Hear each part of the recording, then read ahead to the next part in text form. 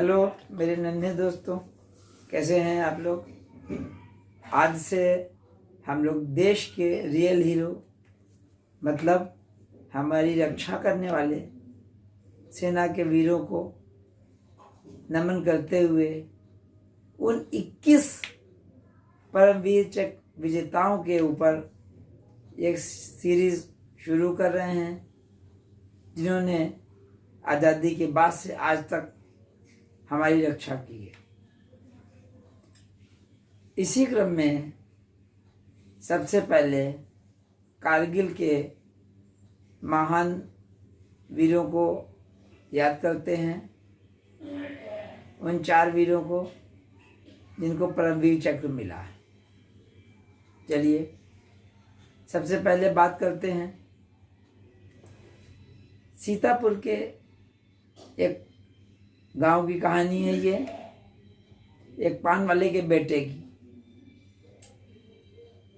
पान वाला बहुत गरीब था, रोजगार की तलाश में लखनऊ आ जाता है। लखनऊ में पान की दुकान खोलता है। बच्चे पढ़ाई कर रहे होते हैं। बड़ा बेटा उसका, जो बहुत ही संवेदनशील होता है और हमेशा अपने पिता को मेहनत करते हुए देखता है, सोचता रहता है कि मैं भी कुछ बन जाऊं, ऐसा नाम करूं कि मेरे पिता का नाम बहुत हो। खैर, स्कूल में एडमिशन होता है, स्कूल जाना शुरू करता है। पिता कभी कभी उसको पैसा देते हैं कि लो पैसा ले लो तो रिक्शे से चले जाओ, लेकिन नहीं जाता है। सोचता है ये 2 पैसा बच जाएगा तो पिता के कहीं ना कहीं काम आएगा। अपने छोटे भाइयों को भी समझाता है कि भैया मन लगा कर पढ़ो, क्योंकि पापा दिन रात खून पसीना एक कर रहे हैं हम लोगों के लिए। खैर, उसने 8th पास किया। इसके बाद कक्षा 9 में उसका एडमिशन एक सैनिक स्कूल में हो गया।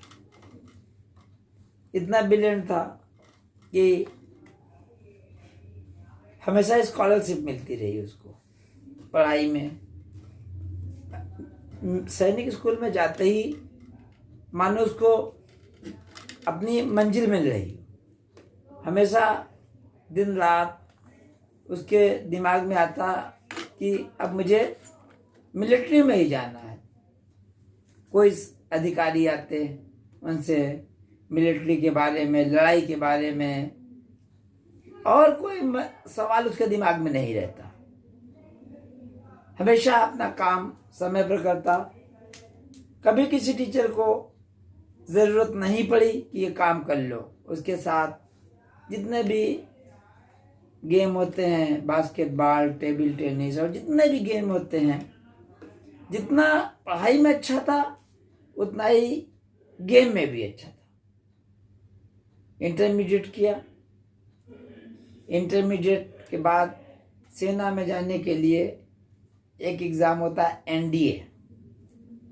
एनडीए में एग्ज़ाम मेरी लिखित परीक्षा पास कर ली। आप जानते हैं लिखित परीक्षा के बाद इंटरव्यू होता है।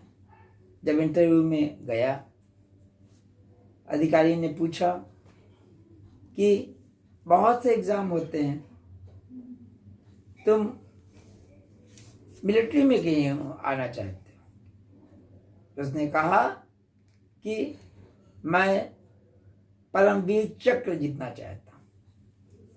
ये था उसका विज़न कि भर्ती के समय इतना क्लियर विज़न था। खैर, उसके बाद उसकी पोस्टिंग हुई। पोस्टिंग में पूछा भी जाता है, गोरखा रेजिमेंट जो होती है सबसे बहादुर रेजिमेंट मानी जाती है। गोरखा रेजिमेंट की खास बात ये होती है कि ये मरने से नहीं डरते। इसने भी ऑन रिक्वेस्ट गोरखा रेजिमेंट ली। गोरखा रेजिमेंट के बाद इंडिया में एक जगह सियाचिन, जहाँ तापमान 0 से 40, 50, 60 डिग्री नीचे चला जाता है, कुछ ही समय के लिए पोस्टिंग होती है। तो इन्होंने कहा सियाचिन में ही 2 चौकियाँ होती हैं, बाना चौकी और पहलवान चौकी, जो सबसे कठिन होती है। वहाँ पर अपनी पोस्टिंग के लिए रिक्वेस्ट किया। तो इस तरह शुरू से ही कुल मिलाकर हमेशा कठिन काम करने के लिए आदी रहे, और इसके बाद जहाँ जहाँ अभियानों में भेजा गया अपनी बहादुरी के करतब दिखाते रहे।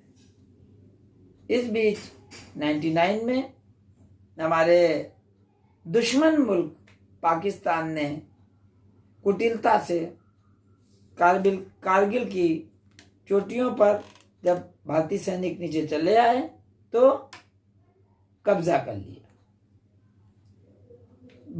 भारत की सरकार को उसको कब्जा करने के लिए मिलिट्री को आदेश देना पड़ा।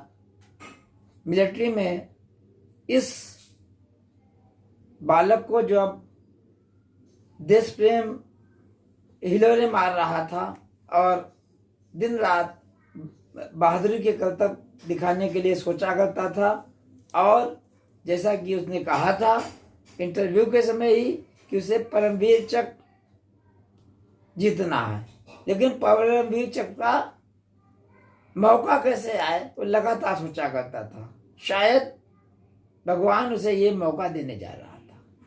उसकी पोस्टिंग हो गई कारगिल में। कारगिल में एक जगह है खालूबाग। इसको बताया गया था नीचे कि पाकिस्तान के लोग 1-2 बंकर बनाए हुए हैं और उसको खाली कराना है और उस पर तिरंगा लहराना है। खैर, आप जानते हैं करीब 16-17 हजार फीट पर वो बंकर बने थे, और पीठ पर भारी बोझा लाद के रस्सी के सहारे चढ़ के जाना, कई घंटे उसके बाद खाली कराना आसान काम नहीं था। खैर, तुरंत इसे तैयारी की, ऊपर गए अपनी टुकड़ी के साथ। लेकिन ये क्या, यहाँ इनको जो सूचना थी कि वहाँ पाकिस्तानी सेना के 1-2 ही बैंकर होंगे, लेकिन वहाँ उनके पास 5-6 बैंकर थे। लेकिन पीछे तो हटने का कोई सवाल ही नहीं उठता था। जैसे ही ऊपर गए, पाकिस्तानी सैनिकों को मालूम हो गया कि भारतीय सैनिक आ गए हैं ऊपर। उन्होंने ऊपर से ही machine gun, mortar, hand grenade हर तरीके से हमला कर दिया। अचानक इस जवान को मालूम हुआ, एक बंकर पर उसने देखा कि एक स्टेन गन चल रही है। उसने सोचा कि अगर इसको मार दिया जाए तो हमारे ऊपर गोलियां चलना बंद हो जाएंगी। उसने और हैंड ग्रेनेड फेंका और वहीं धराशायी हो गया। इसके बाद फिर दूसरे बंकर की तरफ गया। दूसरे बंकर में देखा कि पाकिस्तानी सैनिक गोरखा रेजिमेंट के सैनिकों से युद्ध कर रहे हैं। इसने आओ देखा नताओ, तुरंत अपनी खुखरी निकाली। खुखरी एक तरीके का चाकू होता है, और पाकिस्तानी 2 सैनिकों के गर्दन धड़ से अलग कर दिया। इसके बाद फिर आगे बढ़े और फिर तीसरी उस पर हैंड ग्रेनेड फेंका, वो भी बंकर धराशायी हो गया। इसके बाद चौथे बंकर पर गए। चौथे बंकर पर उसको उड़ाने के लिए हैंड ग्रेनेड फेंका, हैंड ग्रेनेड उछाला, हैंड ग्रेनेड लेकिन जितनी देर में नीचे आता है कुछ सेकंड का समय, उसके बीच में 2-3 गोलियां इनके सर में धंस गई। लेकिन गोली धंसते धंसते भी, और खून पहले ही से बह रहा था, पहले ही से कंधे और जांघ में गोली लग चुकी थी, लेकिन कहा ना छोड़नो। ना छोड़नो नेपाली भाषा का शब्द है, इसका मतलब कि ना छोड़ना। इस जवान ने पहले ही कहा था कि अगर फर्ज की रक्षा करते हुए मौत भी मेरे रास्ते में आ गई तो मैं मौत को भी मार डालूंगा। ये था। प्यारे बच्चों, नन्हे दोस्तों, क्या इस जवान का नाम जानना चाहेंगे?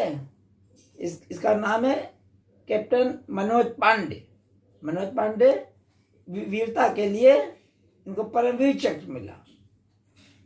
दोस्तों, ये हमेशा से ही बहादुर रहे और बांसुरी भी अच्छी बजाया करते थे ये। दोस्तों, जय हिंद। भारत माता के इस लाल को जय हिंद। इनके माता पिता को नमन, जिन्होंने इस वीर बहादुर बालक को जन्म दिया।